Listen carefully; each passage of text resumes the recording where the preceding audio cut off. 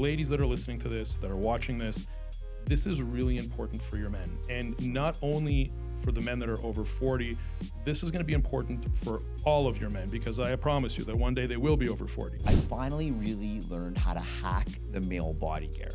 And I hacked it. Now I look at my own body like I'm like a painter or an architect, and I'm architecting like the male physique. My client's success is literally my success. If my guy doesn't lose the weight or put on the muscle or retrain his brain and understand where his vice is coming from and how do I break habits and form new ones, like I'm not succeeding.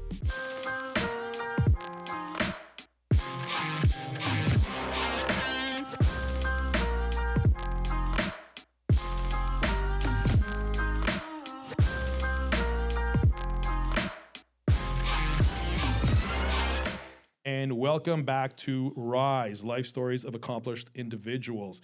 Today is a little different, and the reason it's different is because usually I jump into the episode and I talk about the life path that a person took. I talk about the challenges they had.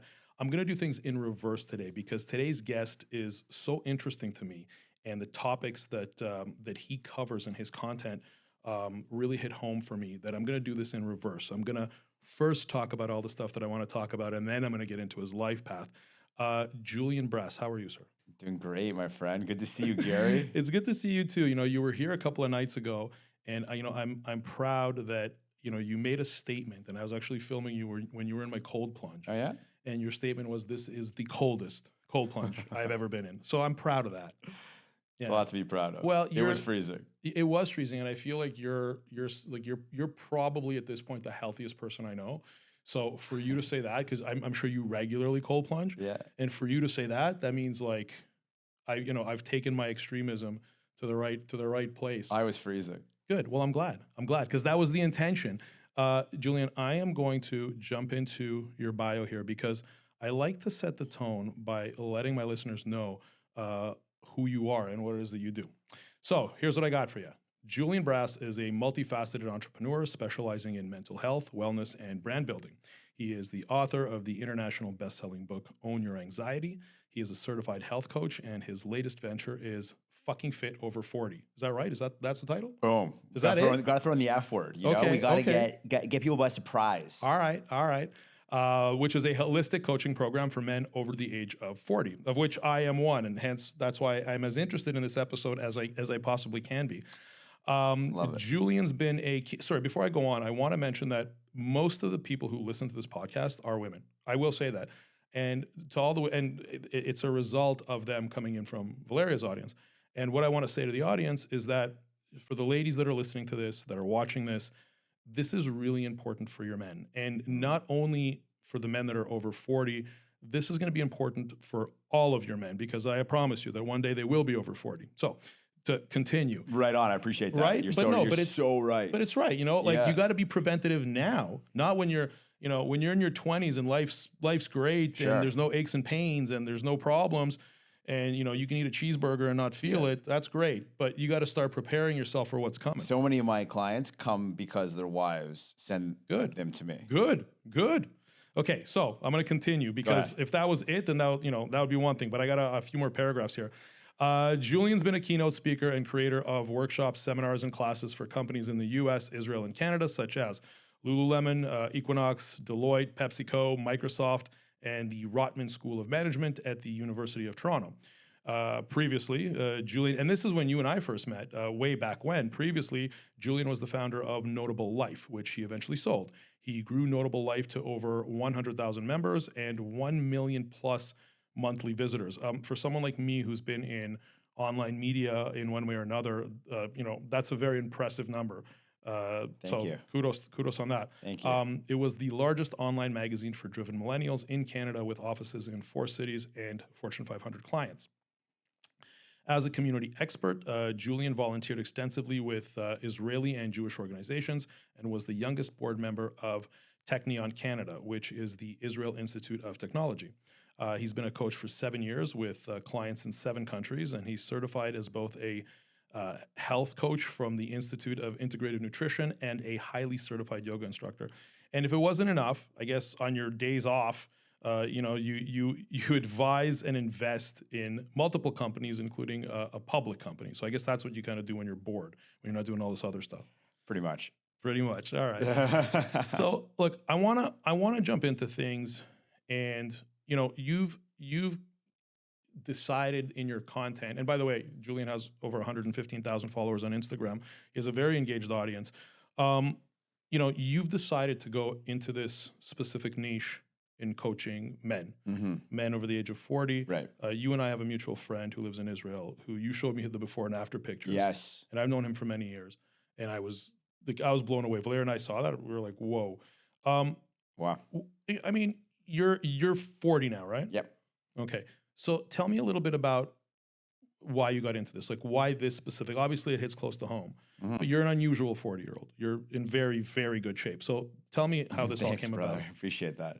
And I work hard at it, but I don't give up on like some of the more fun things in life. And I realized that, first of all, I've been on like a health and wellness journey trying to figure it out for almost my entire life. I was a very chubby kid, and chubby through my teens. I remember being like, 10, 11, 12, didn't want to take my shirt off when I went swimming with the other kids, pretended I had an allergy to chlorine so that I would like not have to take it off. It made no sense. But the logic of a young kid is like, oh, you're swimming with a t-shirt on because you're allergic to chlorine. That makes sense, right? Meanwhile, your shirt's floating up and obviously the chlorine you're submerged in the chlorine-filled water. I remember falling in by mistake to the water so I could keep a shirt on. I remember that when I would hook up with a girl, at 16, 17 years old, I wouldn't take my shirt off unless the lights were totally off, pitch black, because I was so self-conscious. For years, I said to everybody, I'm big boned and I have bad metabolism. And the truth is, I really wanted to I didn't want to get ripped. I just wanted to feel like normal, and I always felt like I was overweight. And eventually, I started to figure out, like bit by bit, about how to eat better, how to deal with vices, and emotional eating, how to deal with when you just want to eat more and like you're not supposed to, or despite playing hockey all the time, like the bagels were still adding up and the pizza and all this stuff. Anyway, long story short, fast forward, I eventually started to get in the best shape of my life, and that was after going on a very holistic journey into yoga, into holistic wellness, into even to some degree spirituality. Because, when you realize that, your body is here on loan and that, there is some sort of higher power, call it God, call it the universe, call it the creator, whatever you may want, call it your wife. But something wants you to be, something or someone wants you to be in good shape. Yeah. And to have energy and vitality and frankly, to be around for a while, right? And be able to do good shit while you're here on earth. Well, the thing is that the alternative to not putting in this work, to not being in good shape, is unacceptable. Yeah. Like anybody who, would kind of, even, as I mentioned, when they're younger, if they knew what's going to happen to them if they continue with this kind of reckless lifestyle of just like eating and drinking and not exercising, if they knew what would happen, they'd probably be a lot more motivated to fix this. I've advocated for, I've been on my own, health journey, and guys that I know who are either my age or a little older, I'm 50. When I just put it to them like this, I say to them, you're almost past the point of no return. Because if you don't fix this now, okay, then no matter how much work you do in the future. So if you're going to wait till you're 60 and then you're going to say, okay, I'm going to get in shape. Good luck. It's too late. Yeah. You're fucked. Like you will not be healthy. You'll be really hard. Riddled with diseases. It's, we're not just talking aesthetics, right? Yeah. So again, sorry, I interrupted you, but when did you, you came to this through your own journey. You became very fit at the age of 40 and before you but I got in the best shape of my life at like 39, 40. And so that's when this is recent. Yeah, well, because I saw you at our mutual friend Adrian's house. Adrian was also on this podcast. Yeah. Adrian from Food Dudes. Adrian. And best. Yeah. And I saw you at his house. And to be honest with you, because I felt embarrassed telling you afterwards, I didn't know it was you. So you and we said hello to each other. I thought you were a dad from the school that my kids, No way. my kids go to. I was like, hey, what's up? What's up? And then when I realized it was you, I was like, oh my God. Yeah, that's my buddy from back in the day. Right. So that's so interesting. So it's a recent transformation. Well, listen, I've been on the transformation bit by bit for years, okay? But then the culmination happened about a year or 2 years ago where, you know, I had like lost all the weight I was trying to lose and like I was very toned, but then I had like no real muscle. Yeah. And I was like, I remember I had an ex-girlfriend and one day she's like, you know, I'm bigger than you. Like put on some fucking weight already. And I was just so cut, so toned. And it was about a year ago where I finally really learned how to hack the male body, Gary. And I hacked it. And now I look at my own body like I'm like a painter or an architect. Sure. And I'm architecting like the male physique. And that's when it was very interesting because I was living mostly in Tel Aviv at that time. And, you know, it's hot, right? It's hot most of the year. You're in tank tops. You're not wearing a shirt almost all the time. Well, if you're confident you are, and if you have a good body, you know, you got your shirt's off. And thank God, because I remember what it was like to not take my shirt off. So I really appreciate taking my shirt off when it's 40 degrees outside and the sun is shining. And a lot of guys started to come up to me and be like, yo, listen, man, I'm not hitting on you or anything, but like, what are you doing for your body? Right. And at first I was just like happy to share. I helped the friend of ours in common lose 30 pounds, change his entire life. Sure. And he's 50 plus, by the way. Yeah. And I started to realize, because I've been a coach now for 7 years, I'm in the business of helping people transform. Yeah. Whether it's about their mental health, about their health, about their physical health, about their building a brand, life, anxiety based on my book. Like I've been in the game for 7 years, and the thing I'm most passionate about is overall holistic wellness. And I love the combination, brother, of like being in touch with your feminine side on the yoga mat, but also being in touch with your masculine side and like just crushing it in the gym and putting on real muscle and being a beast. I love the two. That dichotomy, that contrast, I love it. And I think it helps you in business and it helps you in your relationships when you can tap into your masculine, feminine, your yin and your yang. So anyway, after all these guys started asking me, what the fuck are you doing for your body? I finally was like, I think I gotta start helping people with their body, but also finding the connection to the physical with the mental for a living. And I launched a program. Bunch of guys across North America joined. They're seeing insane results, and they're loving it, and they're thanking me all the time for doing this. And it's become a true life purpose. So when you talk about kind of the connection, with the mental and the physical, there's a lot of content right now. You've got. I hate bringing this guy up. You got the Andrew Tates of the world. Okay. You've got all these guys. It's funny, like the video crew here, where everyone's kind of laughs. I think this is the last, like in the last 10 episodes, the second time I brought him up. I don't bring him up too much, but it's hard to have a conversation about kind of the state of manhood without bringing up a guy like this. And I'm not talking negatively or positive about him. I think some of the things he says have validity. Some of the things he says are just like strictly for virality to grow his audience. But there is, a point that he brings up, in that, manhood is in this like weird state right now. And I think that, and going back to, the connection between the mental and the physical, I think that mentally, and again, according to Andrew Tate, and I agree with him on this particular thing, is that there's a lot of strain on men.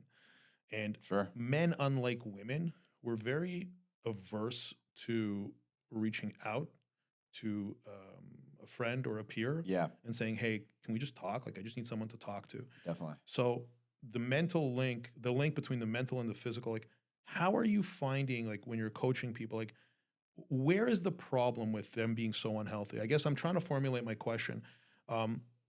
You can't separate the mental and the physical. I feel the mental is in trouble. I feel like globally there's like a problem with the mental. And men have this unusual pressure. They're averse to reaching out to their peers for help. Right. Are you finding with your clients that it starts on the mental? Are you finding, because if the mental was in line, like, they'd probably already be doing the physical, right? So what are you finding is the state of manhood? I understand your question, and it's a tough one to phrase, but I get it, and I think you phrase it very well. The connection between the mental and the physical are like, it's intrinsically connected, okay? We can do our best to try to separate the two, but there's no true separation, because we are one being, and that is how your being is. That is the makeup of your being, your physical with your mental. A lot of very wise people throughout, the beginning of time say that the body is a gateway to the mind. And I do believe that. However, if you rely on the body to get to the mind, then that means you have to have a healthy body and a body that works, and it has to be in a state to then get to the mind. And I think that also isn't fair to a human being, because the body decays, right? And there's nothing we can do about that. Yes, we can slow down the aging process. The mind decays too, does it not? Well, the mind decays too, but not to the same degree, right? Like, you could have a very wise person at 80, but if you expect that 80-year-old to be able to run marathons and bench press 200 pounds, like, that's just not going to happen. Right? On the flip side, the mind, except for the very, very small portion of people who, get a disease or deterioration of the mind as they age, the mind can be stronger and stronger and stronger. And of course, it takes work. It takes more study, perhaps. It takes skills and activities to sharpen the memory, because the memory will decay to some degree. But the mind can get better. I mean, personally, I pray that I will be in a better state of mind until I take my last breath. If I'm lucky enough to know when my last breath is, to be able to actually know that I'm still getting wiser every moment. And that is a realistic thing that we can all strive for, right? So what comes first, the chicken or the egg, the body or the mind, the mind or the body? The truth is, I don't know, and there's not one right answer. Some guys come to me because their bodies are 30, 40 pounds overweight, and they're sick of how they look in the mirror. They're sick of how their wife looks at them when he takes his clothes off, and they're sick of the fact that, he snores when he sleeps, or he can't make love well anymore, or he can't play with his kids. And then you have other people who are, like, crushing in every part of their business life and their health life, or sorry, not their health life, their business life, their romantic life, their relationship life. They're giving back to the community. They're leaders. They're amazing guys, and their mind is just like, they don't have confidence. They don't think they're doing enough, even though they're doing so much. I think that's pretty universal, that men don't think they're doing enough. A lot of us don't. And that is a problem. To your point of how you sort of kicked off this question here. By the way, I don't really follow Andrew Tate at all. I've seen very little, and I'm kind of happy. I don't follow about it, but there was I'm a not period. saying you do, but yeah, there was just a period of time where you couldn't avoid, like, if you had a mobile phone, if you had an iPhone, you're seeing Andrew Tate. There was just that time. It's funny. So many people used to ask me about him, how I feel about him, and this and that, because I'm, like, in this space of like masculinity. Yeah. And, like, I hadn't seen him. I don't know why, like, what I was following or not following, but eventually I was like, I gotta see who this guy is, and I was very happy that I didn't really, like, get mixed up in that whole thing. You probably weren't on TikTok, because TikTok is where that's where he dominated. I don't mess with TikTok, for better or worse. More Instagram, and this year, 2024, I'll be more active on LinkedIn. But to your question, it is very challenging for most men to talk about how they're feeling with their mental health. Right? Why is that, do you think? Why are women so open to reaching out to their girlfriends and say, let's grab a coffee and talk? Why aren't men doing this? That's why, by the way, that's why I started this program also, because, like, when I was an entrepreneur with Notable back in 2008, that's when I was the most alone in my entire life, right? And you were stressed. I was so stressed. That's where I got anxiety. Sure. That's how I ended up writing a book on anxiety, because of that. And, I was trying to keep it all together and really come across as this, like, young entrepreneur who had his shit figured out and was about to build the most, successful, incredible media company. But the truth is, I was, like, shaking inside, and I was petrified, and I was scared, and I wouldn't talk to anyone. So why don't men want to talk about it?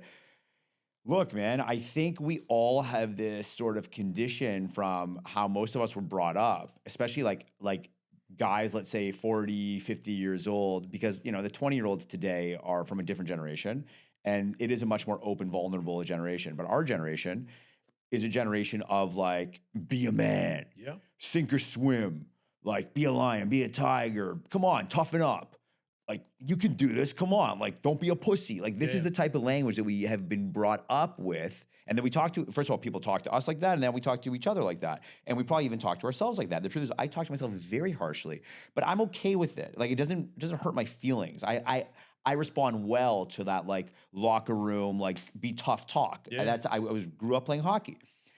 So I don't mind, but where it gets hard, Gary, and I want to say to anyone listening, like, I don't want to sound cliche here, but you're not alone, okay? Whatever it is that you're going through, like, we go through too. And I want to say that the best thing that we can do to change this dynamic is get out of our own comfort zone, because it is hard to reach out to another guy and be like, yo, I'm kind of like scared right now, or like I'm going through something, can we talk? And like, you know, I know this is something that we usually talk about, but like, you know, can I open up? And I know like everyone listening, it's hard to do that. And I even just had trouble for a moment, like saying that, even though I'm acting. Sure. Oh, by the way, we forgot to mention, I'm also an actor now, Yes, you and are an executive actor now. producer. Why isn't that in the bio? You know what? It's not in the bio because it hasn't hit the internet yet. But I want to get back to that in a second, because I want to. Well, the feature that you're in just went up on Netflix yesterday. Yeah, now I'm only an extra in that. It's called The Engineer.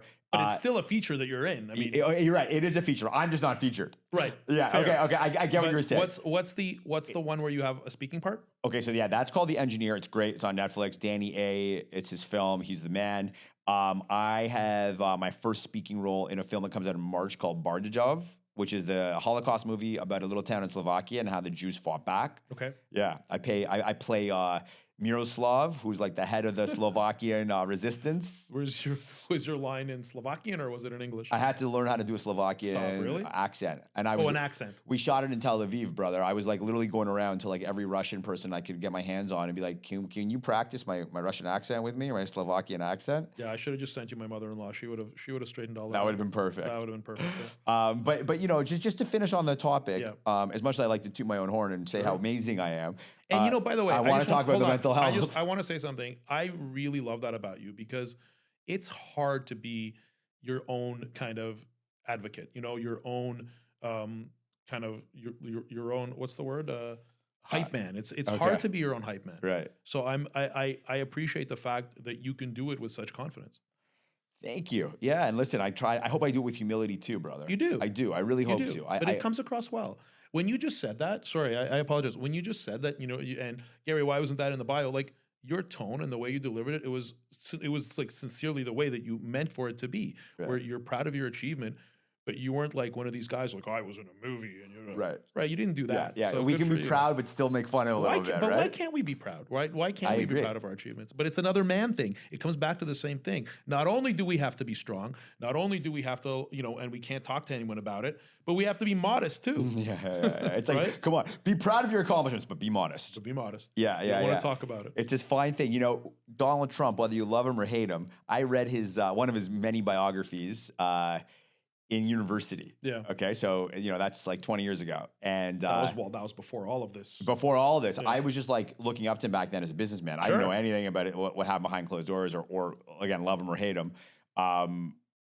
And I remember he said something in this, it was a great, I forget what it was called, but one of his biographies. And he just said, like, you know, one of the keys to being successful in business is don't assume people know anything you've accomplished, and have the confidence to tell them what you've done. Yeah. And it's true. Of course, you can do it tastefully, or you can sound like a complete cocky asshole.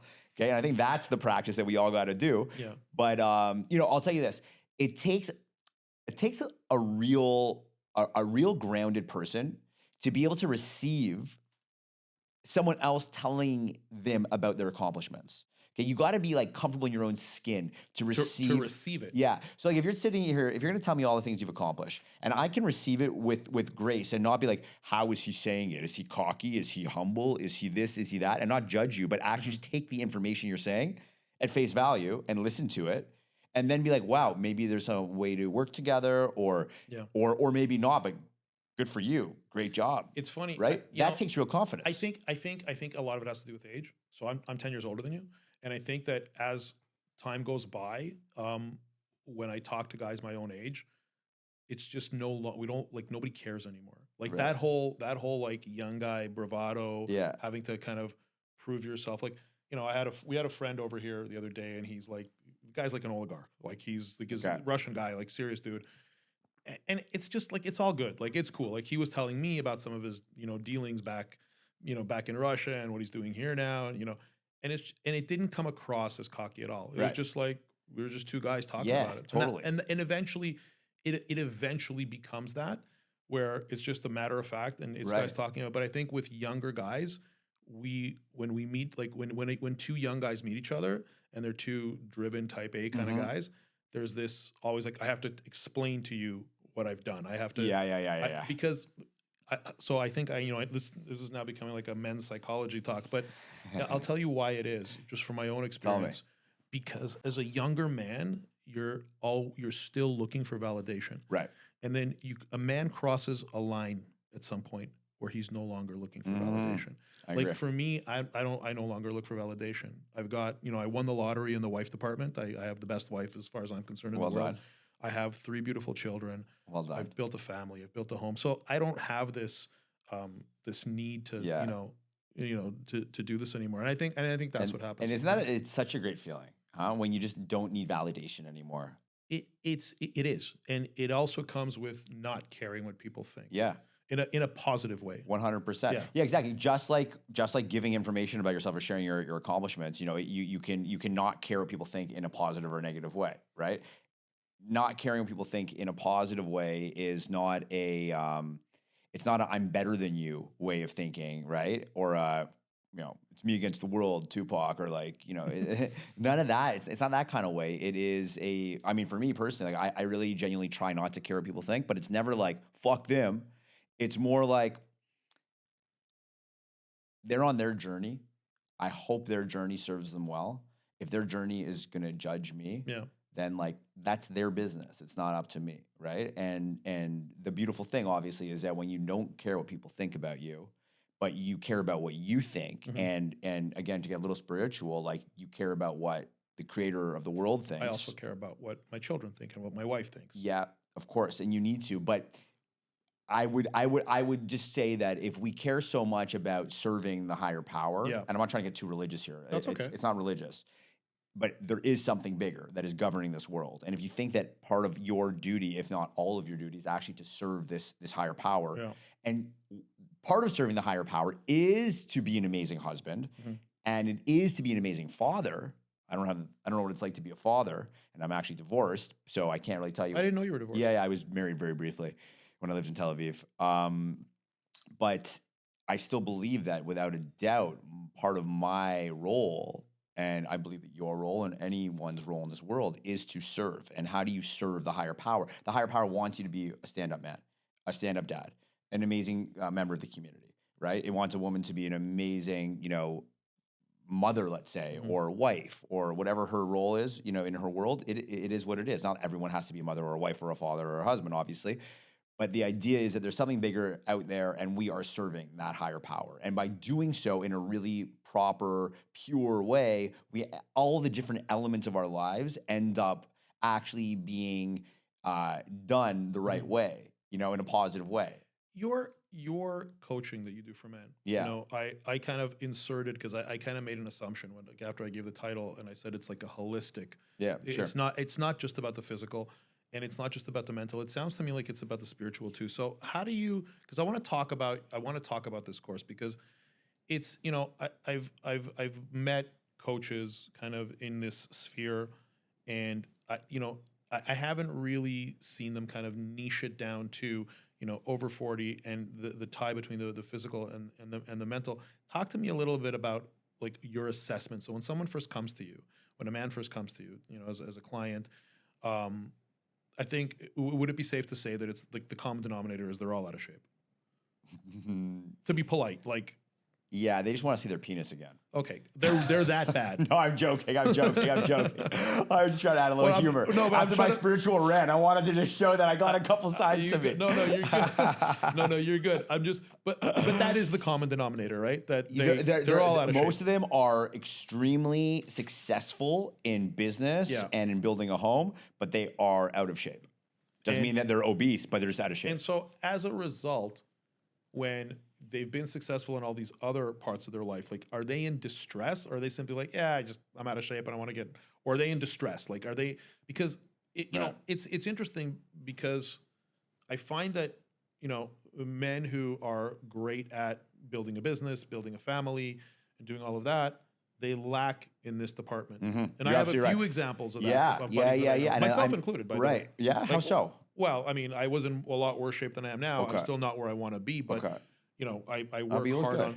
Well, I'm okay. I work hard on all those other aspects of my life, but I'm also, I'm trying to get this done. But I see that across the board, And I guess I'm wondering is when your clients come to you, is there some kind of an underlying issue outside of their physical? Like, what's causing it? Sure. So one of the ways I like to kick off the sessions, the kickoff session, is to actually say, like, you know, you guys have crushed it in pretty much every department of life, right? You're worth a ton of money. Mm-hmm. You got a beautiful wife. You got kids. Yeah. You seem like you're a great dad. You know, everyone has to fill out a very in-depth application. Because I don't work with douchebags. I don't care how much money they have. You're working with people who have their shit together, except this piece. One missing link. So I say to them, I'm like, and I know what it's like to be an entrepreneur. Remember, like, yes, I'm an entrepreneur now, but I consider myself more I'm more in the world of coaching than I am like a real hustler entrepreneur. It's still an entrepreneur. It is, but you know, like when I was running Notable, like, you know, that was like a real entrepreneurial business where it was a real whatever. I felt like more of an entrepreneur back then. Today, I feel like I'm more of like a person who is doing. I'm in the service business as a practitioner helping people, right? Whereas when you're an entrepreneur, it's really much more about dollars and cents and, you know, profitability and that kind of thing. Yeah, I got to run a profitable business today, but it's so much more heart-centered, right? Like my client success is literally my success. If my guy doesn't lose the weight or put on the muscle or retrain his brain and, you know, understand where his vice is coming from and how do I break habits and form new ones and like I'm not succeeding. Right. Okay. So I say to the guys, I'm like, you have crushed it in every aspect of life and you help so many people have the best lives possible. But you know, your family, your wife, your kids, your employees, your investors, but you've dropped the ball on yourself. Why?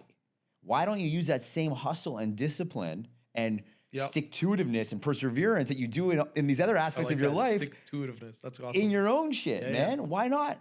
And you should see. What's the response? Because we do this on Zoom, and you know, it becomes very intimate, and their faces are just like, they have no answer. What the fuck? You're right. Why? And then we open it up, and right off the bat, now our hearts are open, and we're like bros being bros, and it's beautiful. And the guys are like, you know, one guy said something I'll never forget. He said, I guess it's that we are so focused on caring for the people around us in that sort of like lion tough guy mentality makes a lot of sense. That we just forget to like nurture ourselves along the way. And everybody's like nodding their head. Yeah. Yeah. And it's true. And that's what happens. So they deprioritize themselves. They deprioritize themselves because they think that life is a marathon, okay? Not a journey. And that if they just sprint to the finish line, head down, eat whatever's in front of me, work as hard as I have to, crush it in business no matter what, so that I can, you know, provide an amazing life to my family, or, you know, get to that next stage in the business so I can raise my next round, whatever it might be. They think that when that time comes, then maybe they'll like catch their breath. Right. But the problem is that when you past the age of 40, man, that's when guys start getting heart attacks. That's when the weight just doesn't come off. Dude, if you put 2 pounds on a year, okay, that's like, you know, in 10 years, that's 20 pounds. Yeah. Like you're overweight, and 20 pounds. But not to mention, a lot of guys are putting on 3, 4, 5 pounds a year, and they're doing it over the span of 20 or 30 years. So they think that we're going to get to the finish line and like then everything changes, but it doesn't. It doesn't. It actually just gets harder and worse, and then the health conditions come up. So you ask me, why do they not care for themselves? I think that's why. Yeah, it just seems like it's this growing kind of cohort of men who are having this problem. You know, Julian, you're also an anxiety expert. Tell me about the book you wrote. Sure, it's called Own Your Anxiety. What's it about? It's all about how you can take anxiety and shift it from a negative to a positive. How you can actually use the energy of anxiety, make it your secret edge, and direct it as like a life force, okay? And a pure, energetic power to direct it into anything that you want in life, to be a better person. So hold on a second.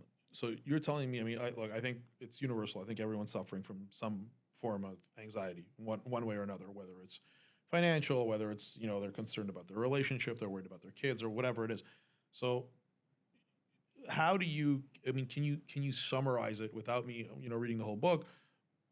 Can you summarize to me, how is it that someone can, like this, because this is a very, I mean, it sounds like a life-changing statement that you're making, that you can harness this anxiety, something that is the driving force, the negative driving force in most people's lives, and you can almost flip a switch to then use it as something for positive, or is this like it requires work? Like what is this? Well, in some cases it is like a switch. Okay. Yeah, in some cases it is. And usually there's two things. This is pretty much universal. There's two things that anxiety can tell us, okay? One is it can tell us that we are doing the wrong things with our lives. We're putting the wrong things into our bodies, into our minds, into the environment that we're in, and something about it isn't working. And that anxiety is coming up because it's telling us we're out of alignment. Mm-hmm.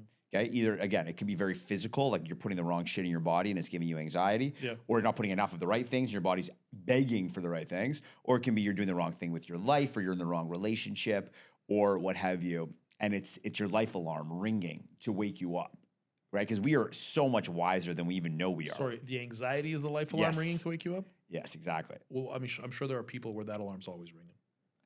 So I don't want to take anything away from people who have an extreme clinical case of anxiety, okay? You're right. Some people, it's always ringing. And some people, in my collaborations and research on the book, this is just a sort of disclaimer and FYI, I worked with some of the top neurologists and brain doctors and medical doctors from the West to the East. It was a real big project. Only about 10% of anxiety sufferers, they say, really need medical intervention. The other 90% need nothing more than lifestyle changes. Obviously discipline to make those lifestyle changes, but they need lifestyle changes and that's it. Okay, I wrote my book for the 90%, not the 10, because I'm not a medical doctor. But even the ones that don't require, because I know people who are just always anxious. They're always anxious about something or another. Yeah, and are they always anxious when they're having their 5th cup of coffee? Are they always anxious when they're not, meditating in the morning or journaling? Or are they always anxious because they overbooked themselves again for the 8th day of the week, Right? So lifestyle changes can shift the anxiety. So number one, it is to do with being out of alignment in some way, shape, or form. And then number two, it's about having these tools, which the book has 99 tools broken up into own your body, own your mind, own your soul. Mm-hmm. Having the tools to know what to do when the anxiety, let's say, is sort of like overflowing, and how to bring it down to a moderate level, and then direct it to the areas of life that you want to, have that extra energy, just like an athlete does before they go to play a game. To be productive. Yeah, to be productive. You're transferring anxiety into productivity. Am I right? I love that idea. You're close to being right, but I don't want to call it just productivity. Okay, it could be, but there's also a whole other world where it could be closer to getting you into just simply living your truth. Right? Like maybe it's not being productive. Maybe your anxiety is telling you you're too productive. Yeah, so Gary, just slow down. Like read a book today. That's what I want from you. Your anxiety is saying, I want you to read a book tonight, not go on another business dinner. I'm not saying you do it all the time. I know you're a great father. You're at home a lot. But it's that person who's like out 7 nights a week, and it's like, just slow down. Your anxiety can be telling you to slow down. Or it's a person who's reading 7 days a week, and it's like, yo, man, get up and hustle. Right. Go do something. The anxiety is it's your life alarm, and it's waking up and it's ringing. See, most people make the mistake of trying to figure out how to take the batteries out of the alarm. Mm-hmm. Right? Like if there's trying to remove the anxiety. Yeah, they're just like, here, I'll have a pill, I'll have a drink, whatever, I'll have a pizza. The alarm, imagine this example. The alarm in your house goes off right now, the smoke alarm, okay? We're here, we're shooting your podcast in your beautiful home. Love that you moved from Toronto down here. I'm very, very envious. I'm like before the cameras turned on, I was like, I pitch you every chance I get. Every time. Yeah. Every time. So the alarm goes off here. It's you, me, it's your camera crew, and it's like, yo guys, that beeping sound is getting really annoying. Like we're shooting a fucking podcast, bro. Mm-hmm. Can you just take the batteries out? Meanwhile, there's like smoke coming from the kitchen, and we're just focused on not the root of the problem, right? We're just want to this is annoying. I think what you're talking about, I think doctors refer to it as treating the symptoms and not the disease. Yeah, I think that's what it is. Right, exactly. So most people are not looking to actually figure out where is it coming from and why. So the book is an empowering way to flip the script on anxiety in a way that no one had ever done before. A few books came out after mine. But before, it was all about, and it still is all about how do I use this to my advantage? How can I be like pro level athlete, right? Or a great example is Adele. Adele, the famous musician, great singer, has debilitating anxiety. And it turns out that she actually vomited on her fans twice in her career because she was so nervous and anxious on stage. Okay, imagine that. Like when you're that anxious, like I've heard of hockey players or athletes like throwing up before they go and play. So she had accidents, I read, like 2 times. On stage. Yeah, like, on stage. Wow. Now, you got to imagine that she's done like 10,000 plus shows in her career. So when I found out that data, I was like, wow, like 2 out of like 10,000, that's a pretty good ratio. It means that she's got terrible anxiety, but most of the time she channels it into superwoman-like qualities and just moves us to places we never even knew we could go with her music. Well, if she can do that, why can't I? Why can't we?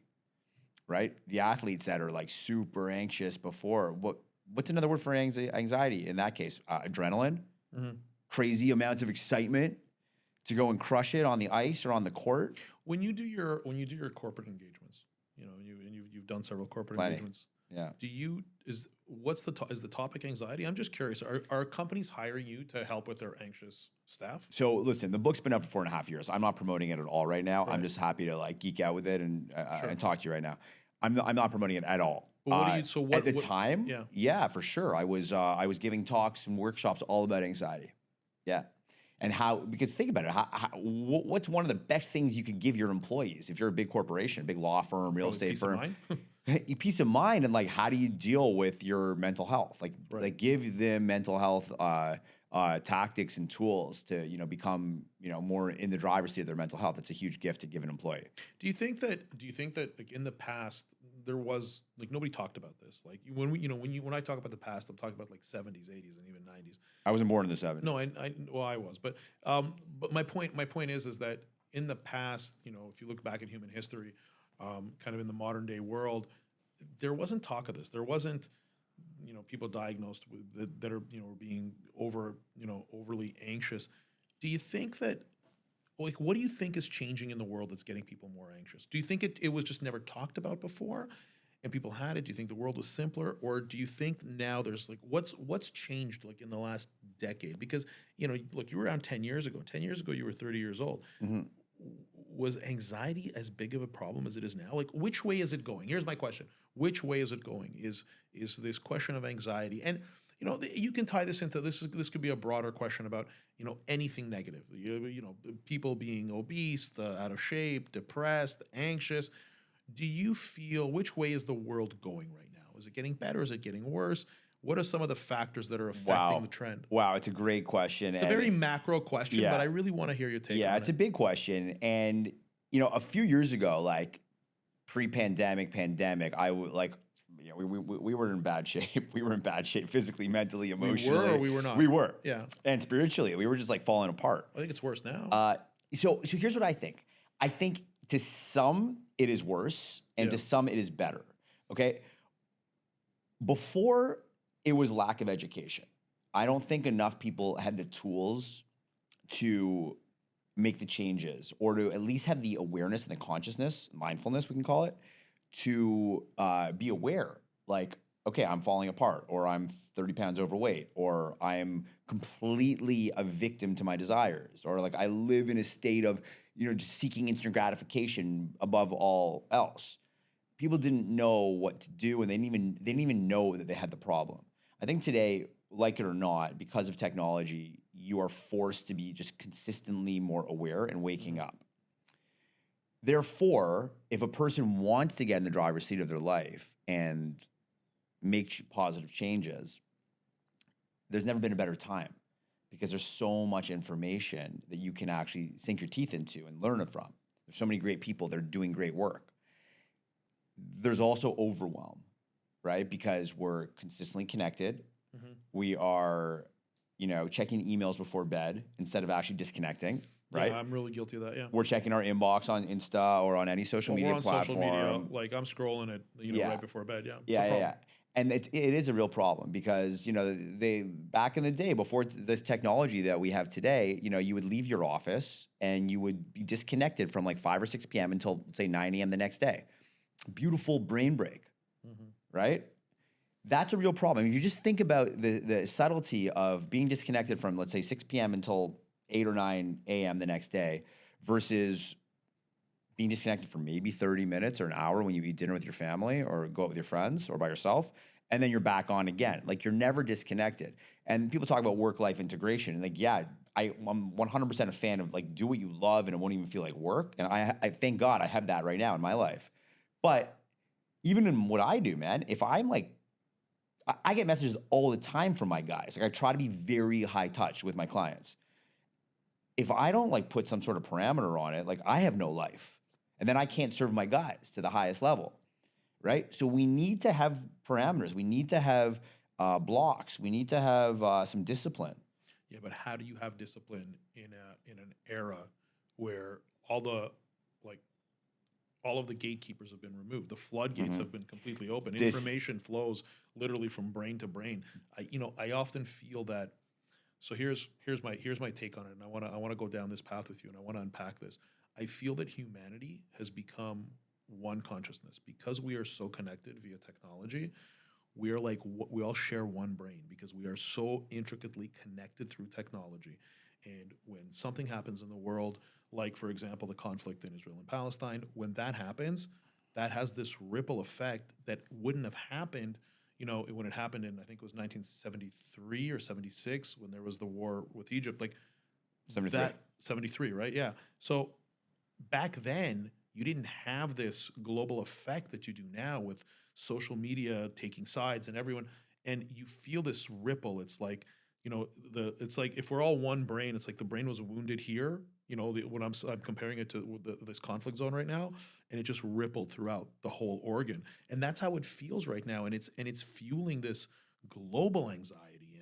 And like, how do you feel about that? Like, how do you feel? Like, do you agree with what I'm saying? Like, in terms of like, I mean, if we're all one brain, we are one messed up, fucking confused brain. We are. Okay. We are. Sorry to swear so much in your podcast. Yeah, that's okay. You're all good. I got this great new girl in my life, and she swears a lot. I think it's rubbing off on me, but she's great, so I'll take it. Listen, we are confused if we're all one brain. And look, it's a beautiful thing to think that we're all that intrinsically connected. I love that. You don't think we are? But I don't mean it in a positive way. I mean it in a negative way. No, but I mean, listen, it is I think overall there's actually there's a lot of good there if we're all really truly connected that much. There's good and bad. Like anything. I don't think that the consciousness of one being in another part of the world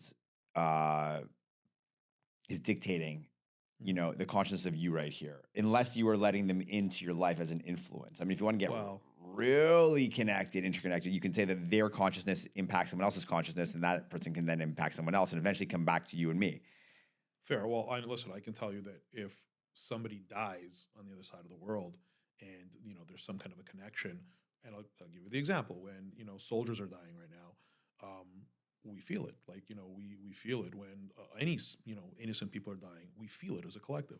So I don't know, like, to me, with you being like, a keen observer of the human condition from the perspective of anxiety and depression and everything, it was interesting for me to get your take on this ultra connected world.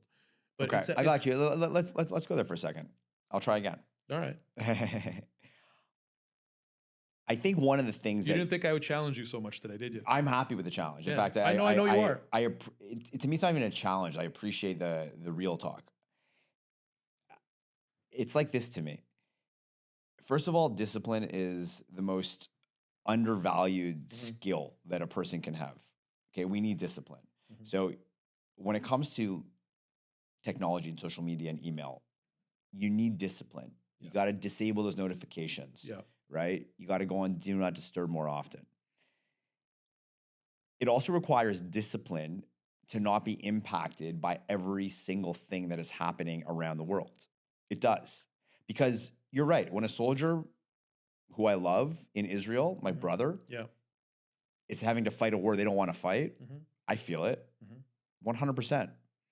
When an innocent child is killed and they're in a war zone they don't want to be in, I feel that too. It requires discipline to put parameters on when I'm going to allow myself to absorb things that are happening and when I'm not, right? And that is fair. And that is something that I think is part of being a responsible adult. Okay. Like, for example, if someone I love is sick and I have to go step up for them and take them to, like, God forbid, a very, very scary medical appointment, and they need me to be their rock.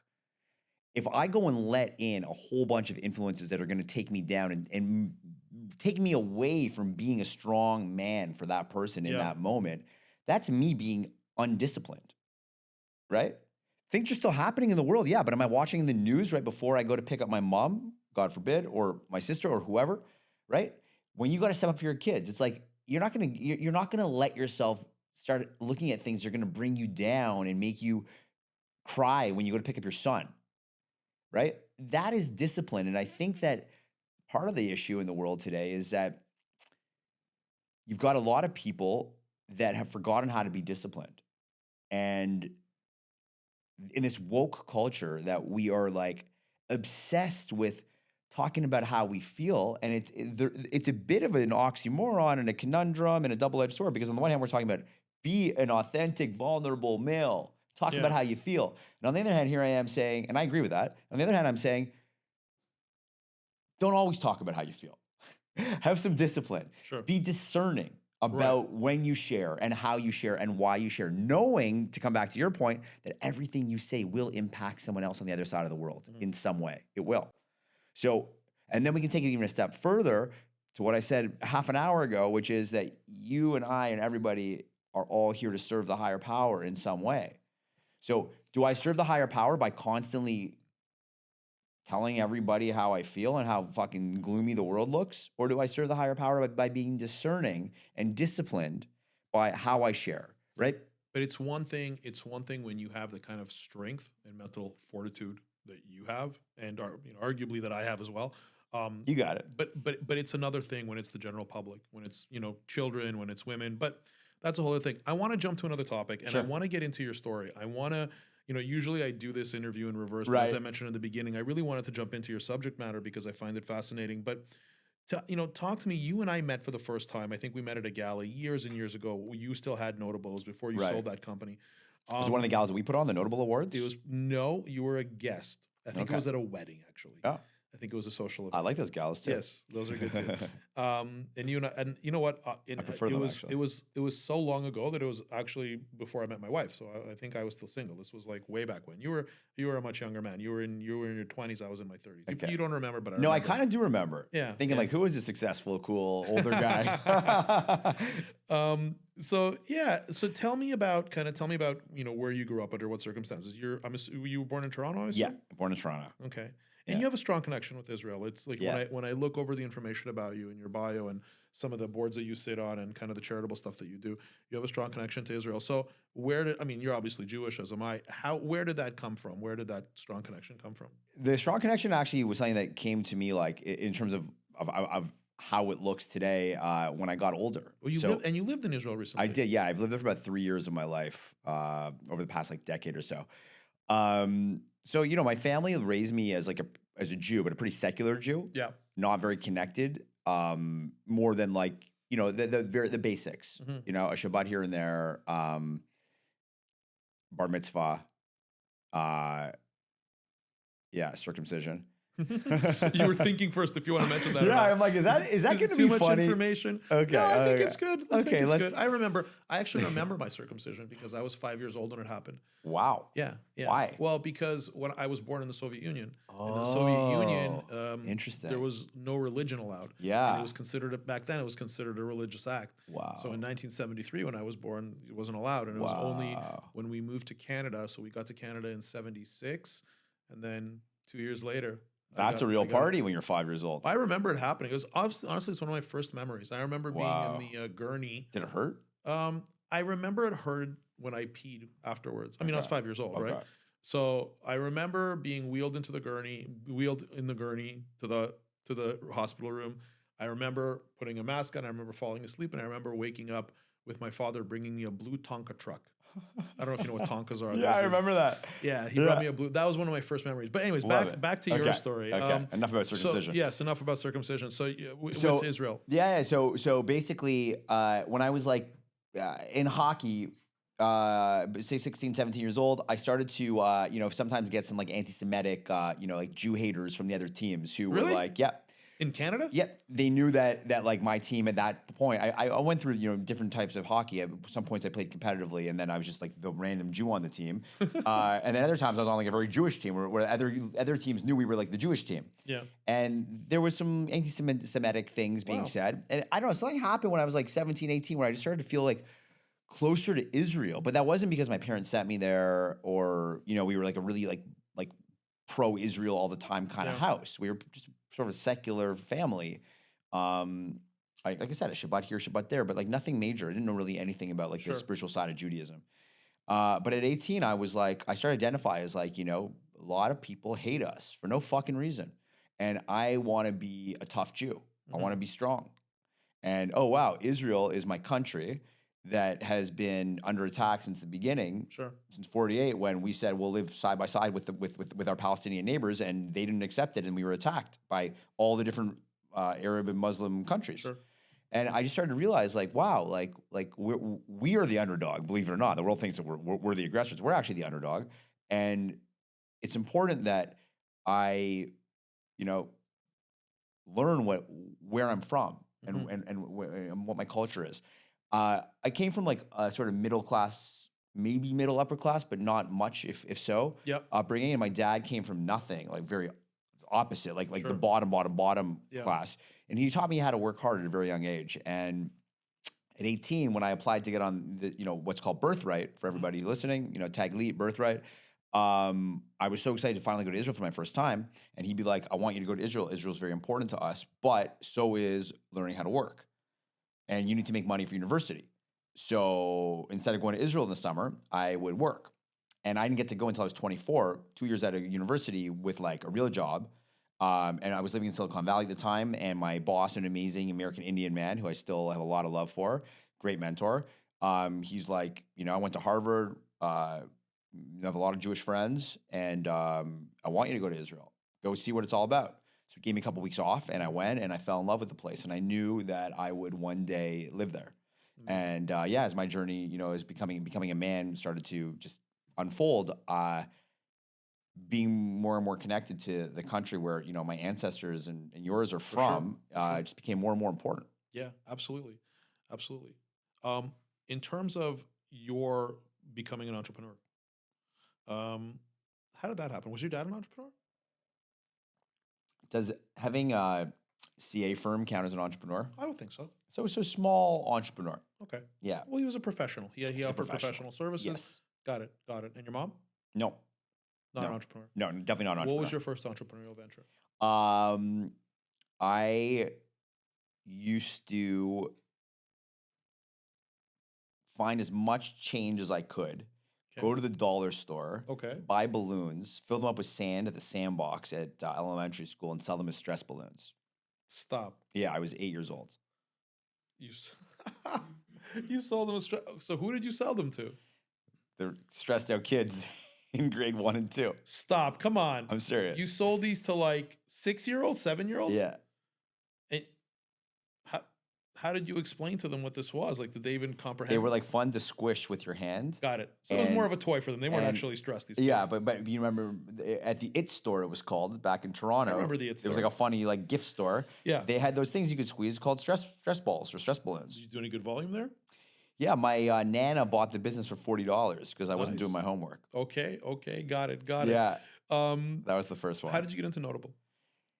At 14 years old, I started to promote parties in downtown Toronto and organize events. And I always became very good at understanding what people want and how to give them something, like service or an experience. Yeah.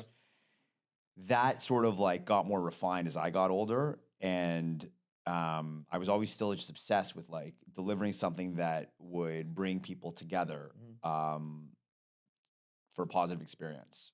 So the events got more and more pronounced, and then I ended up living in Silicon Valley, learning about technology, and wanting to be this like, up and coming, aspiring, always better young professional. I basically built what the market didn't offer. The market didn't offer a lifestyle resource that would inspire my generation and me. It started literally with my best friends and I. We didn't know where to go to get information to be better young professionals, to be better men, to become more successful. We didn't know. So I literally was like, well, if we don't know, does anyone know? And I looked around and there was nothing really that like holistically did it for us. So I created it. And it's funny because as I share that with you, it's the first time I've ever been asked that question since launching my men's wellness program. About Notable? Yeah. And it's funny because I realized that it's like, in a way, it's like it's the same thing I'm trying to do, just on a much more targeted level. Whereas then I wanted to help driven millennials live a better life. I think. And now I want to help, I want to help men live a better life. I think you're very effectively adapting to the different kind of ecosystems. And I think back then when you started Notable, I know because I also had a website. Right. Back then it was about websites. It was pre-social. Yeah. And now social's evolved where where you can create content in various formats like short form, long form, stills, writing. There's so much you can do. Sure. And there are so many people who are sharing their expertise and their experiences like you are. But that just didn't exist. So I think that you're doing essentially, I don't want to say the same thing, but you're doing an evolved version of what you were doing before. So with Notable, that was the technology and the distribution model of information at that time. Mm-hmm. There really wasn't a concept of, a personal brand. Yeah, there was Tony Robbins, but now that's now exploded. And that's, it's funny because social media started as a place where people were dancing and goofing off and doing, and now it's become this serious, kind of more serious place where, where there's a real exchange of thought. Mm-hmm. And so now you've become a thought leader just in today's day and age. What's your long-term vision for, what is it again? Fucking fit over 40. Yeah. Yeah. I need a little shock appeal with that F-bomb. Yeah. The vision is to change men's health for 40 plus year olds, to completely change it. I want to celebrate men's health 40 plus. I want to get guys into incredible shape so they age like fine wine. I want to, get guys to feel like real men again. Okay. Like I'll never forget, one of my clients said to me, he's like, why are you doing this? We'll call him Bob. I'm like, Bob, why are you doing this? And he goes, I'm too handsome to look the way I do. I love it. And he said it with such genuity. Yeah. And he's also expressed that like he's doing it for his wife. Yeah, sure. Right? Like I like to joke around, and sometimes there's like a silly marketing tagline. My friend actually gave it to me. He's like, you got to tell women, the tagline is, get back the man you married. Okay? So, what am I doing? I'm trying to add a little bit of humor to this, but but make it so motivating and effective for guys to get in the best shape of their lives. And there's a deeper reason. If we get men to be better men, we will have a better world. Absolutely. Right? What's the first thing a better man is going to do? For the most part, he's going to be a better husband. And now his house is going to be a better place. Better father. Next generation. Better entrepreneur. Entrepreneurs do big things to help the world. Absolutely. Employees will be happier. For sure. No, look, I think it's great. What are your ideas for how, I think I know the answer to this, but how big is this? Like, how big do you think this can be in terms of scale? Like, what do you think the demand for this is? I think it's absolutely huge. I think it's huge too. Yeah. And, for me, I didn't come across someone like you telling me to do this. Like I went and I started 5-6 years ago, really putting in real effort into my health. But I didn't have someone who sparked that interest in me. I just knew that if I don't do it, then all hell's going to break loose. Right. And you're absolutely right. And I'm proud of you for doing it. And I also want to just share with everybody who listens to this that it's not about being perfect 100% of the time. You said, and I'm grateful for the compliment that I'm probably the healthiest guy you know. Yeah. And I want you to know, I am not healthy 100% of the time. I still have fun nights out here and there. I still, cheat on food here and there. Yeah. I still have one too many l'chaim sometimes. But it's I am not striving for perfection. I'm not trying to take away from the joys of life. I'm trying to reframe what joys look like, A. And also, B, I'm trying to help guys understand that it's about what you're doing most of the time, right? 80 or 90% of the time to be on the wellness path is significant.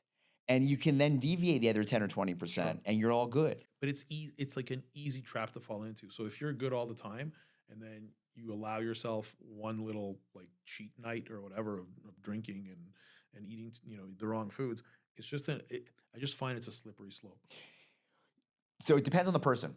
For some, it is very slippery. And for some, it is like, I can do it once in a while. But here's what ends up happening, Gary, and this is the coolest part of all, I think. When we make real transformations in our lives, getting on that like cheat night, we stop craving it. Right. Right? Like if you give me fried food today, after so many years of avoiding fried food, it's like I put it in my mouth and I'm like, what is this, man? Like, I don't want it. It's not like I still secretly want it and I'm like going through life depriving myself. Like, I don't want it.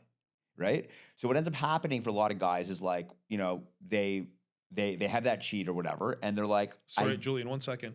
We're going to have a little cameo here. Yeah, you can come in. Sorry, please continue. You have the cheat. They have that cheat and they're like, I don't even really want it. I like this path better. Yeah. But I don't want to say you can't. Yeah. Listen, where can we find your stuff? I mean, it's Julian Brass on Instagram. Yeah. Okay. And where else can we find you? So yeah, Julian Brass. JulianBrass.com. JulianBrass.com. Julian Brass on Insta. LinkedIn. Julian Brass. The book is Own Your Anxiety. You know what? I'm gonna link it all anyway. Yeah, so man. You don't really have to get into it. I'll be tagging you in all of my in all of my socials. I let my kids in, not to be disrespectful, but I just thought it would be cool to have them come in. Do you know what we're talking about? No. What's up? Us. No, we're not talking. You see that? Us. you met Jake and Ben before. Yeah. What's up, guys? Yeah, we are filming. The podcast? Correct. But I thought you said I'm not gonna question it. Julian, listen, I want to thank you for taking the time. Thank you for doing this on such short notice. Like, I literally invited you to do this a couple of weeks ago, and then you're like, I'm back in Miami. And then thank you for the invitation to the cold plunge and the infrared sauna. You like the way I did that? I loved it. So, Julian, you text me from the plane. You're like, yeah, I'm in Miami till Thursday, and I'm like, come straight here. Just come straight here. Here's the address. Yeah. And you were a real sport. You actually came over, and we crushed that cold plunge. You know what, brother? I want to say this. I know we're wrapping up. We don't have to wrap up, please. I'm supposed to go meet Adrian. Yes, but I want to say this because it ties back to the what we talked about with mental health and anxiety, and I truly care about serving people and helping people. So I want to say this: the way that I was open and flexible to be spontaneous, it's something that in my own journey I learned that I feel better and I enjoy life more when I can create more space to be spontaneous and not be like so regimented with crazy schedules like I once had. Right? So that is something that I learned. That's a hack for Julian and his own mental health. And every single person has their own mental health journey, and it's up to them to learn what are stressors and what are not. For me, a stressor is when I can't say yes to that. So I've purposely created a life where I can say yes to that, because then I live in a state of way less anxiety. But how do you create that life? Because I want to have that life too. Because you know what? You know what I find? What's that? But I think my circumstances are a little different than yours. I find that for me, I wish I could do it, but I'm always chasing my very limited priorities, which are my children, my wife, and my business. And I wish I had that freedom to be able to be like, yep, like I'm coming. Yeah. But I don't. So I'd love to learn from you how to do it at some point, because that to me is something that I wish I could do more often. And even when I have people come over, right? And the other night when you came over, I knew I'd be excluding Valeria, and I kind of felt bad about it because I knew she wanted to spend time with me too. So it's always this, I think as men— You're in demand, my friend. Well, I think all men are. I think all men, especially as they, they become older, and, there's a period in your life that comes where you become, I don't want to say the patriarch, but I guess you are. Like, as the head of a household, you have demands on you. You have demands from your spouse and from your kids and from your business and your employees and society at large. And I just want to speak to what you said before we get off track, because you're saying so many really, really important things right now. You want to have a little bit more ability to be spontaneous, right? Yeah. That's what I heard. So the question is, okay, so you've made a priority of your kids, your wife, your business. What about if a priority, maybe not as important, but still a priority, could be that I want to be a little more playful, or I want to be a little more spontaneous. My priority in 2024 is that I want to be a little bit more open to what the universe has to give me. And maybe it's not every day. Maybe it's not how you live all the time. Maybe it's like on Tuesdays you keep your schedule open. Yeah. I'm making it up, but like you get the point, right? I do, yeah. I feel like I'm like macro spontaneous. And when I say macro spontaneous, like the story behind us moving here is we came down here for 3 months to escape like the 5th lockdown of COVID. Yeah. And we came down here and 3 weeks later, we just like 3 weeks into that 3-month trip, it was me who instigated. And I said to Valeria, why do we live in Canada? Right. Your career is throttled living in Canada. Yeah. Canada does not, and I've said the same thing to you. I'm sorry. Yeah, sure. Canada doesn't have the infrastructure for entertainers / influencers / creators. It just doesn't have it. There's not enough there. Whereas just far more opportunities in America. And America as a backdrop to creating content is just globally is far more relevant and interesting. Sure. So I think developing audience is better here, and you're just closer to opportunities. Yeah, I hear that. But that on a macro, I was spontaneous, Yeah. like able to steer my whole life and our family into coming here, which wasn't it wasn't a simple thing. It still isn't. But to your point, that day to day when a buddy calls and says, "Hey, do you want to hang out?" That's a tougher thing for me to do. Right. And what do we do about it? I mean, like in my case, like I knew that was going to be a travel day and I had a lot to do.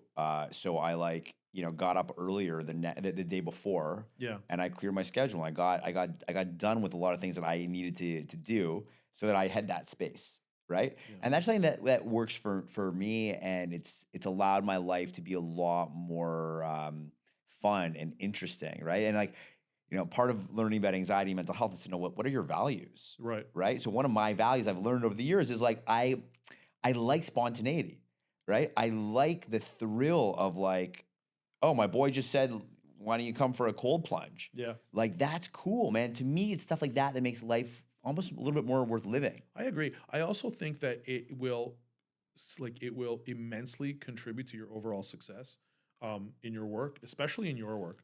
Because you never know where you have those, like, there's so many serendipitous moments. If you're open to them, like if you're truly open and Oh yeah. And that was also a big part of why we moved here, because I knew that Miami is such a global hub as compared to Toronto. Toronto really is not. Toronto's a very local place. Like people are very locally minded, I feel, in Toronto and in Canada in general. Whereas here people are much more globally minded. For sure. So to your point, being spontaneous, there was another gentleman here, and who knows, and maybe there's a relationship there that I'm sure he already started following you on social media. And I'm here right now. I hope I didn't cut you off, did I? No. I'm here right now because I'm, I found myself in the film industry. Yeah. Right. And I just acted in this film, Bartajov, and I'm executive producing a film in LA in Jan called On the Take, and I'm acting in that. And I'm here because I'm like, hanging out with my boy who is like the lead in all this stuff, and he's here for a few days. For the month. So I just came down for this is my second time here this month. And yeah, that's spontaneity, brother. And listen, not everybody can be spontaneous. It depends on, Circumstances. Yeah, your circumstances, right? I think part of why I hustled so much in my 20s, and my 30s is so that I can live that life in my 40s and be more spontaneous. What's next for you? So you've got this budding film career where you're potentially going to be on screen and behind the screen. Yeah. You're executive producer. Yeah. You've got a fucking fit at 40. Yes, sir. Which is a great mission. Is there anything else that you're cooking? I want to write more books. Okay. Yeah.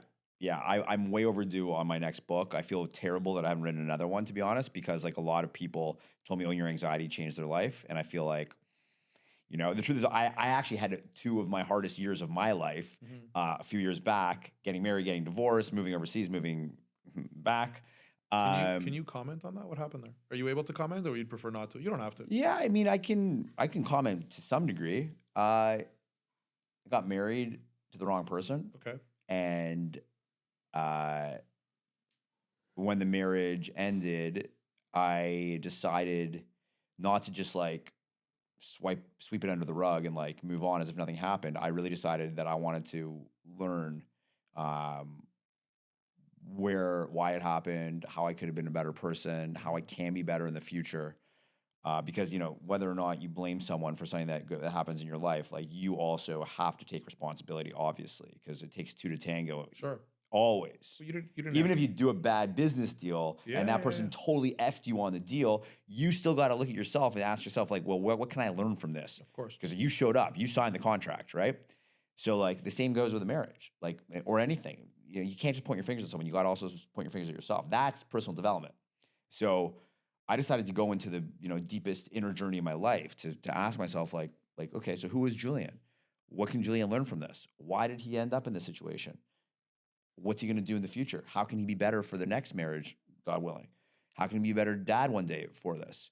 All that stuff, bro. So yeah, it was a very heavy journey. It was the darkest journey ever. Really? We started off talking about men opening up, and I can tell you that I had a very hard time opening up at that time about what I was going through. And I only had a couple guys in my life who were also young divorced guys who could actually like open up back to me. Right.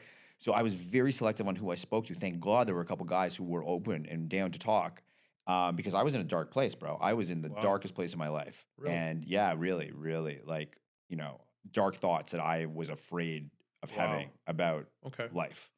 And I'm better for it. I can hold way more space for other people that have gone through shit, and have had thoughts like that. And, you know, divorce is no easy thing. No. It's not. It's like I even feel a bit like emotional talking about it a year and a half later. It was very hard, but it made me a better person. Why did it make me a better person? Because I went in. So to everyone listening, you got to go in. As hard as it is to go into the shit and into the darkness, you owe it to yourself and the people around you and the world, because we're all connected, Yeah. to go inward so that you can come out a better person. So when you say go in, are you talking about therapy or Therapy talking about and journaling and, you know, meditating and introspection and looking at all your vices and your habits and ask, am I escaping from something? You know, I know someone who sold a company and they made just a god awful amount of money, and they were miserable. They were the most miserable they had ever been. Right. And they went to India, and they found themselves, and they did the work. You know, they did the work. I do the work. And it's interesting to see. It's interesting because it's such a reoccurring theme. Like I know several people who have exited companies in the last 2 to 5 years, and it's this common thing. They're miserable afterwards, and I can't for the life of me, you know, I don't know. I mean, I had an exit. It wasn't anything like too crazy, but I had an exit back in 2012, and I don't remember feeling too miserable. Maybe I was. You know where I think the misery comes from? I think misery in general comes from change. It comes from drastic change. Selling a company is a massive change. Divorce is massive change. Sure. I think change. It's navigating change. I think that's change is a huge thing. I mean, change is one of the hardest things for most people to deal with. Yeah. Like that's where anxiety comes from. It's change. It's fear of the unknown. I will say that I think a lot of people who have an exit and feel empty after, it's because unfortunately we define ourselves by what we attach ourselves to, right? Yeah. So if one of those things that you've now defined yourself as or with is now gone, you ask, well, who am I? Right? A lot of like parents, when their kids go off to school, like to university or college, like they can deal with that. Or if someone's married for, I wasn't married for a long time. I was married for less than a year. Wow. Thankfully, we realized it's a mistake and we moved on. But people who are married for 20, 30 years and they get divorced, or God forbid, they lose a partner, they lose their spouse. Who am I if I'm not a husband? Who am I if I'm not a wife? Right? It's the struggle of identity that breaks human beings. And that's why a lot of the times when people go to places like India or they go on, deep inner retreats and they learn about yoga, they learn about meditation, they learn about, a oneness and expanded consciousness, you start to remove the idea that you are what you do, right? And you're actually this like unbelievable godly creation. You're pure energy, Yeah. right? And you're not defined by how your life looks on a physical spectrum, right? It's not the material things. It's not the car It's not the or the material things, no. career It or is- anything. Yeah, it's not. I mean, and that takes evolution. That takes personal evolution. For sure. I'll tell you one thing. I recently had on my podcast a gentleman. He's one of the owners of Mind Body Green, which is Oh, yeah. it's a big website, and For sure. they have all kinds of other businesses in that field. The gentleman's name is Jason Wacom. A great guy. He was sitting right where you're sitting, and he's a real health expert. And I asked him. I said, what is the key to health? What is the key to good health? And I was expecting the same answer of it's nutrition, exercise, cold plunging, saunas, Yeah. whatever the thing is that's in right now. And he said something that I completely didn't expect, and it was the first thing that he mentioned. And he said the key to health is purpose. I agree. And I like that. And that I found intriguing, where it wasn't anything to do with your physical body. It was completely mental. And he went on to explain that it's purpose. It's waking up and doing something meaningful with your life, being part of something bigger than just you as a person. Yeah. Is. And I think that's a beautiful thing. And we can then say, like, the people who exit a company, Yeah. I think there's a positive way to look at it. First of all, Well, I mean, the money is certainly a positive thing. the money's great.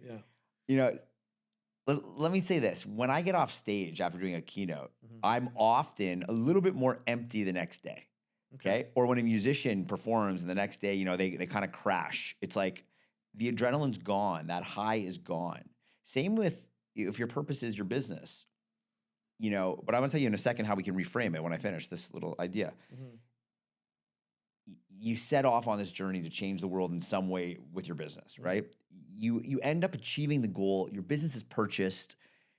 That was your purpose. Yeah. Incredible. Well, now what? Who am I? You got the money, but who am I? So there's a way to reframe it at the end, which is to say that my purpose was achieved, right? And now that can be spun into a positive, because this idea of how we reframe things is truly creating our reality, because shit is going to happen no matter what. No matter what. But if we reframe what happened and we always insist on looking for the silver lining before we end that internal conversation and dialogue with ourselves and say, well, where is the good in this? I mean, insist, like you're boxing with yourself, and you will either get hit by your lesser self, which is like victim mentality. Yeah. I have no purpose anymore. Life isn't fair. Or you fight back with where's the silver lining? Where's the good in this? What can I learn? That creates our own personal experience of life. Yes. Julian, on that note, I really want to thank you. I really appreciate this. I appreciate you coming. I just wish you were in Miami more, man. Well, let's see what the future holds. Okay. Well, listen, I'm here. You know where I am. You know where the sauna and the cold plunge are. I do, and I'm really happy that I know, because it's amazing, and you're amazing, Thank and you. your wife is amazing, your kids are amazing. You're the You should be best. very proud of yourself, man, for what you guys have created. I am. I am, and I'm learning to be more kind of grateful for the things that I have, and I think I'm really trying to be more on this gratitude Amazing. journey. Do you notice the tattoo on my arm? Well, I have many, but you notice one of them actually says "Grateful am I." I see. This is a daily mantra and meditation I do every morning. You have it in English. You have it in. No, they all say different things. Oh, for they the all say sake of different time, I things. won't tell them all. But the middle one is English. Grateful am I, and it's part of a daily meditation and prayer, if you will, that I do, where I say "Grateful am I for," and I have 10 breaths, and each breath correlates with a different thing I'm grateful for. They change every day. Some might be the same, some might be different, but it's the practice of every morning before you start your day. You say, with your eyes closed, take a big inhale, and you say inside your mind, grateful am I for. You think of one thing you're grateful for, you see it, and then as you exhale, you imagine it coming closer and closer and closer to your heart, and you repeat that 9 more times with a different gratitude each time. Amazing. And that's how you live in a state of gratitude. Is it macro or micro? Like, for example, for me, a lot of the times when I'm going to bed, I ask myself, what am I grateful for that happened today? Beautiful. So if, like, let's say, for example, I took my son, my 9-year-old, I took him yesterday, I took him to the store to buy some stuff, and I got him a hat, and he really liked the hat. It's a small thing. And, Sure. but he really liked this particular hat. Yeah. And I was just grateful for that moment where we got in the car and he hugged me and he said, "Thank you for taking me with you." And I just literally went to the store to buy some That's so sporting nice. equipment. Yeah. And that was it. And so Is it a macro or a micro thing? Like, do you pull out certain moments of your day and say, I'm grateful for these certain moments? Or is it more like, I'm grateful for my health. I'm grateful for, Right. What a great question. I love that. I'm grateful for that question. You can be grateful for anything, man. There's no rules to gratitude. I would say that the rule one should have is, what will give me more of a higher sense and feeling of gratitude, right? Is it sushi or hummus, which I'm so grateful for? I'm obsessed with hummus, as my American friends call it, hummus. Yeah, sure. Okay. Or is it not to be confused with the terrorist organization? Right? Fucking assholes. That's a whole other podcast. Or is it, I'm grateful for, my ability, or grateful for my purpose, or grateful for God, grateful for my breath, grateful for my family. Like, yeah, there's no right or wrong. I would just suggest and invite people to think about what will give them a higher sense of gratitude. You got to come over more often, man. This is fun. This is probably one of the more fun podcasts I have. And every time we're trying to wrap it up, we get into another stream. I know. But let's wrap it up, and let's do a part 2. We're gonna do a part 2. I'm so down for that. Some time. Julian, thanks again, my man. Thank you, bro.